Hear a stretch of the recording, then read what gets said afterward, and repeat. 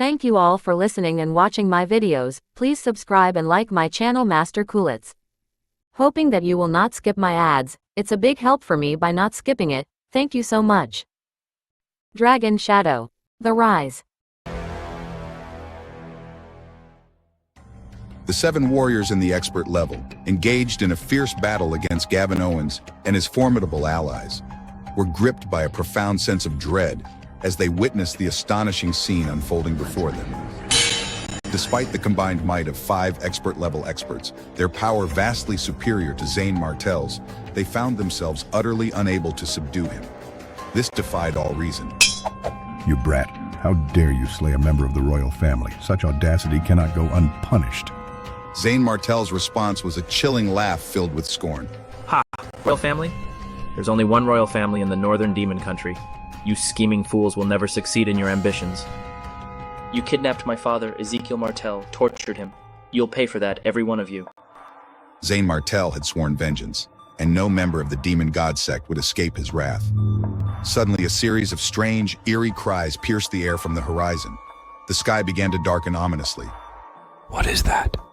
What's making that sound? Is that a dark cloud? Eyes turned towards the distant sky, where a shadowy mass was advancing rapidly.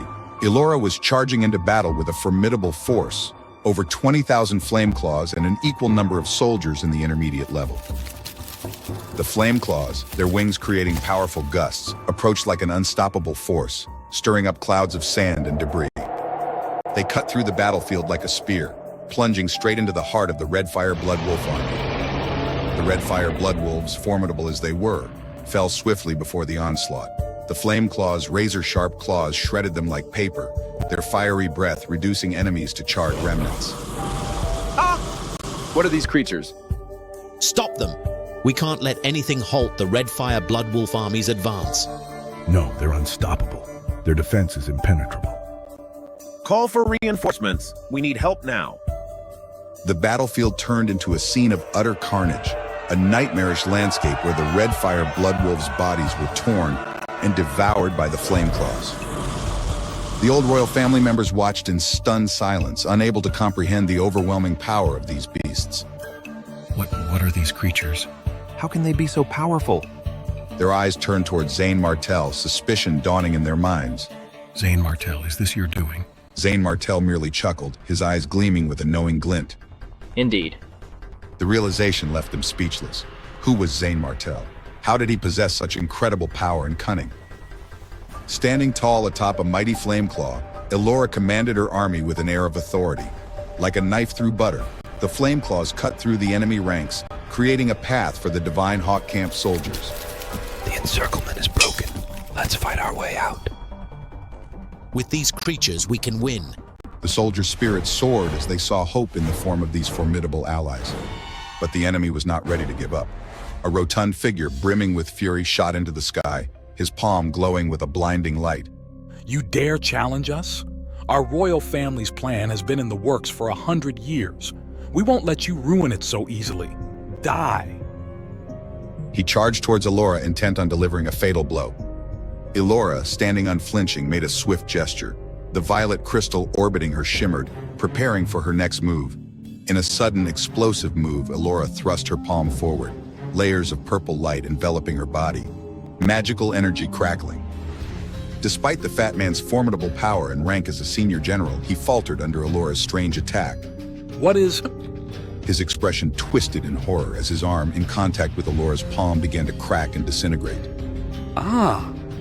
His body convulsed violently before plummeting from the sky. A king of beasts at the peak of the 9th stage in the advanced level swooped in and tore him apart, devouring him whole. The soldiers and generals of the previous royal family, witnessing this brutal combat method, felt their spirits soar. The tide of battle began to turn in their favor.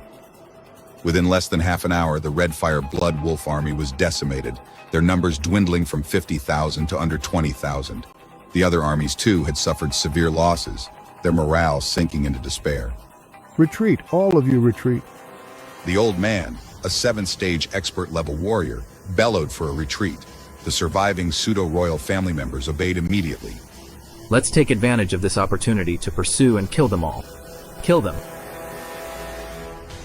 Zane Martel leapt onto a king of beasts, leading the flame claws and soldiers in a relentless chase. They had to strike while the enemy was demoralized and fleeing. The pseudo-royal family's army retreated, desperately trying to defend themselves. But Zane Martel, Catelyn, Owen Brooks, and others pressed on, relentless in their pursuit. After a chase spanning hundreds of miles, they decimated the enemy forces, leaving only a quarter or a fifth of their original number.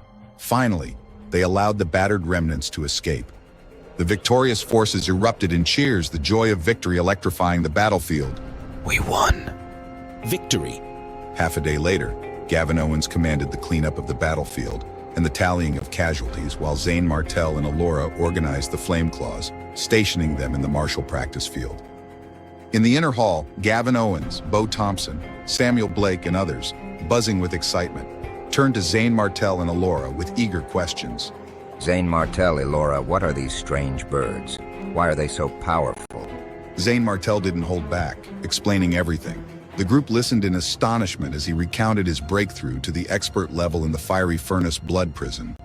You broke through to the expert level? That's incredible. By the way, why didn't we see Senior Gabriel Stone on the battlefield? Zane Martel explained that Gabriel Stone stayed behind to protect his father, Ezekiel Martel, understanding the critical importance of his safety. Senior Gabriel Stone was left behind to protect my father. This makes sense.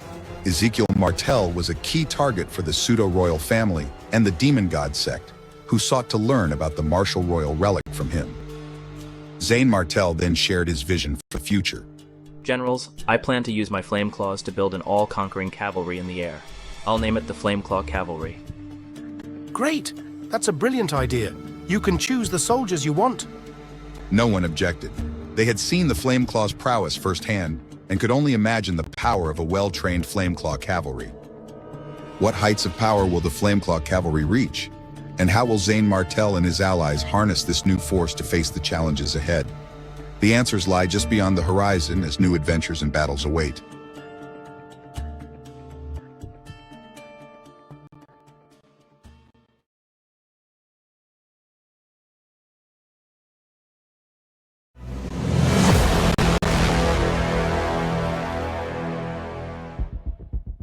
Furthermore, the demon god sect had the Redfire Blood Wolf and the even more powerful Ice Lion army from the Snow region, making them invincible with illustrious battle achievements.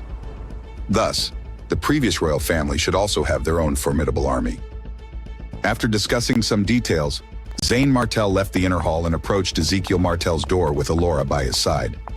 As they pushed the door open, Zane Martel and Alora saw Ezekiel Martel reading a book in his room. The moment Ezekiel Martel realized Zane Martel had entered, he staggered and stood up from his chair, his body trembling. Zane Martel, you have returned. Father. The father and son embraced each other tightly. After being separated for so many years and experiencing countless hardships, they were finally reunited. Father, let me introduce you to. This is Alora. Zane Martel turned around, took Alora's hand and led her forward. Hi, Alora, nice to meet you. Nice to meet you too. Ezekiel Martel immediately understood what was happening and grinned widely, showing his teeth. Ha ha ha ha, that's great, my son. You're a man now. Come sit down and tell me what you've gone through these years. The three of them sat down, and Zane Martel, along with Alora, began to recount their experiences over the years. They talked about being betrayed by Freya, joining the Five Spirits sect, the war that broke out, causing a great disturbance in the peace negotiation hall, leaving for Eastern Palm and joining the Dark Wolf Hall. Eventually, Zane Martel gathered the Dark Wolf Hall's forces and returned to the Northern Demon Country. Aside from a few secrets they couldn't reveal, they shared almost everything that was already known by others. I didn't know Freya was so vicious, and to think that I even agreed to let you marry her. Now that I think back on that decision, I guess I am to blame for everything that happened. But it's good now that you have Alora by your side. Hearing that, Alora blushed deeply. Since they had not seen each other for so long, the father and son chatted all night long. Zane Martel left the next day. Later, Zane Martel went to visit Gabriel Stone. When Gabriel Stone saw Zane Martel was now in the expert level, he could not believe it. You've reached the expert level? With your current strength and talent, you might already be able to occupy a spot on Zora Genius list. The Zora Genius list ranked geniuses from the 72 countries in the Zora Mountains. Those who made the list were all gifted and powerful. Julian Flynn of the Godwill sect, Leonard Hunter of the Demon God sect, and even Ethan Reed of the pseudo-royal family were all on the Zora Genius list. Their strength was extraordinary, and their futures immeasurable. Zane Martel was also very curious about whether he had the qualifications and talents to be ranked on the list. After bidding farewell to Gabriel Stone, Zane Martel returned to his room and fell asleep, exhausted from his journey. Another day later, Zane Martel entered the dragon-devouring prison. The prison was eerily quiet, without any strange sounds. It seems that Senior Cassius Gray is still in a deep sleep. I don't know when he will wake up. He shook his head and decided to focus on the task at hand.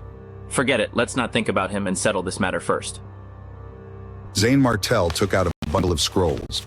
It was the Azure Dragon Emperor Palm's cultivation method. Finally, he could begin his cultivation.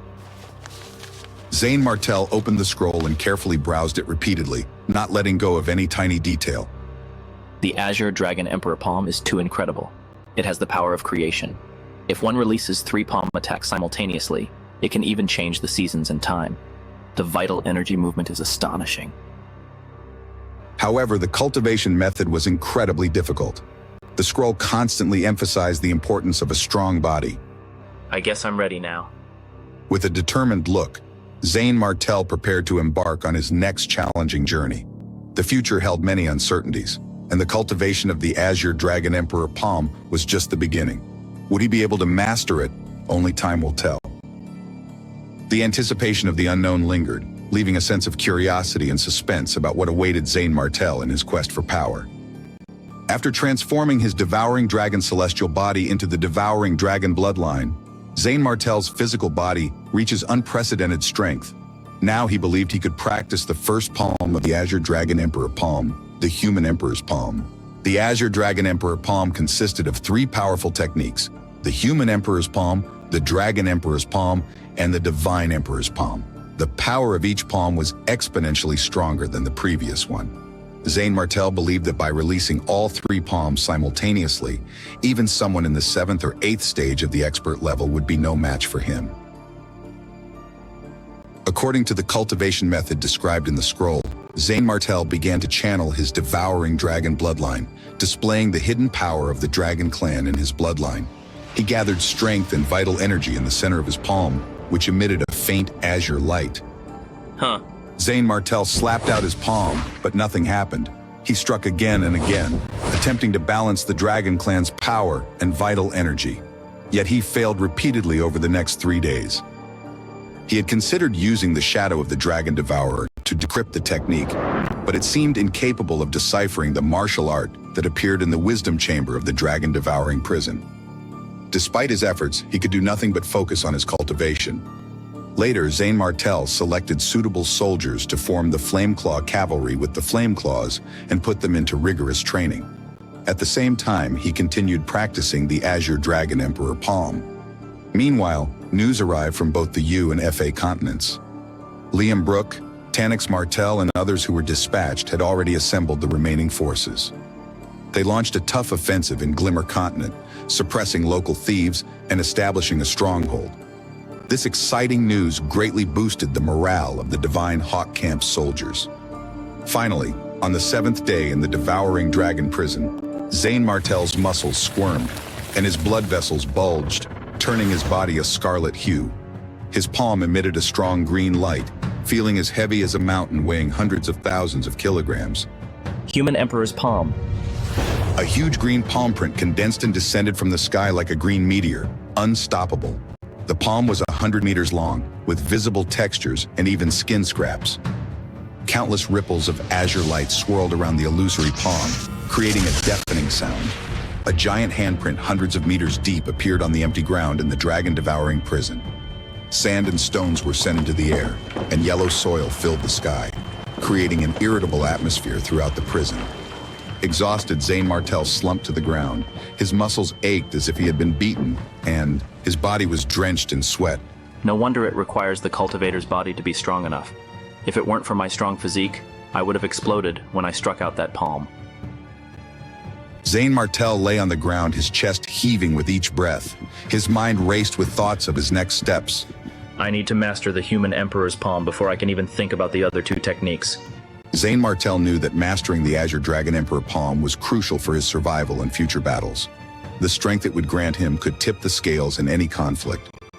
Over the next few days, Zayn Martel continued his intense training regimen. He split his time between cultivating the Azure Dragon Emperor palm and training the Flameclaw cavalry. The soldiers were pushed to their limits and Zayn Martel could see their progress, but his mind was constantly drawn back to his own struggle. Despite his failures, Zayn Martel's determination never wavered. Each failed attempt brought him closer to understanding the intricate balance required to execute the technique perfectly. Why can't I get this right? What am I missing? The 7th day in the dragon-devouring prison marked a turning point. Zayn Martel's body had adapted to the rigorous demands of the technique, and he felt a new surge of power within him. This time I'll get it right. Zayn Martel's muscles bulged and his veins pulsed with energy. His palm glowed with an intense green light, and he felt the weight of a mountain in his hand. Human Emperor's palm. A massive green palm print materialized in the air, descending like a meteor. The ground shook as the palm struck, creating a deep 100-meter-wide imprint in the earth.